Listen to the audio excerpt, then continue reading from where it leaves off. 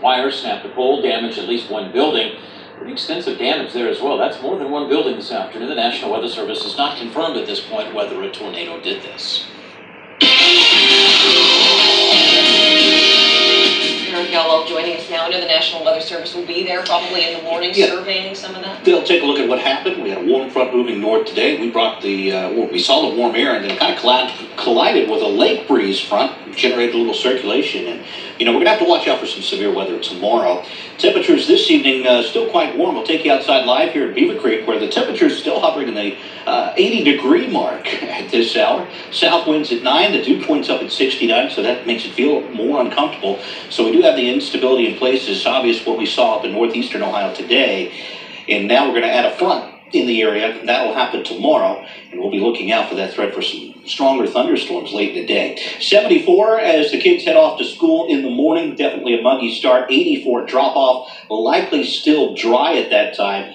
My concern is for those high school football games tomorrow. That looks to be the timing of when this line of thunderstorms will start to push across the Miami Valley. Right now, live Doppler 7 radar is quiet, but you don't have to go too far to the west. If you have a tornado watch in Wisconsin, severe thunderstorm watch back in Iowa, that's where the cold front is at this hour. That front's going to start to push south and east. As it does, it will bring that threat for some severe weather farther to the east as well. We anticipate the threat overnight will stay across Wisconsin, Iowa, and into Kansas. But as we get into tomorrow, that threat begins to shift south and eastward. We will go under a slight risk for severe weather. I think the greater threat will likely be northeast and central Ohio, but we'll still have to be on the lookout as we get into the afternoon as these storms begin to develop around 4 or 5 o'clock. And one or two of those could be intense. Here's what we're watching for.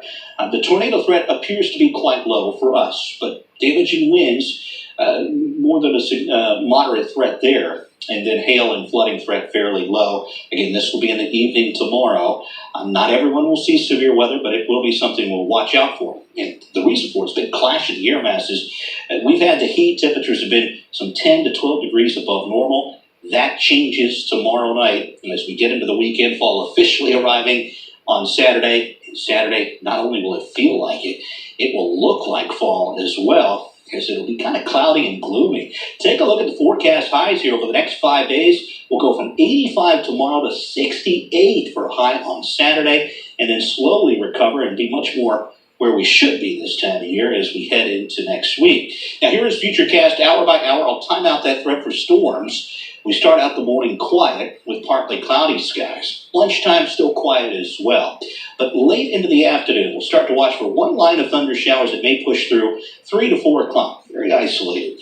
Then the main line with the front arriving in northwestern parts of the Miami Valley around 5, pushing right across the area around 6 to 8 o'clock through the Dayton metro and then south and east. Lightning, thunder, perhaps some damaging winds, a possibility here. I can tell you some new model information we're just getting out tonight shows this line may not form until it gets just far enough to the east of us. So we'll fine-tune that as we get the new information in overnight tonight. Kirsty will have that in the morning. That'll push off to the east by evening. And then after highs tomorrow in the 80s, temperatures really begin to drop as we head into the day on Saturday. Here's our forecast for tomorrow. Again, quiet, lots of sunshine in the morning, 74. At lunchtime, we're already back up to 84, and then we'll kind of hover right there. 84, 85 at 2, 3, 4 o'clock in the afternoon. By 5, we'll be looking for thunderstorms to push into the west and then cross the area as we head into the evening. So Friday night, pay attention for that threat for thunderstorms. Turning much cooler for Saturday. Talk about feeling like fall. 68 for a high.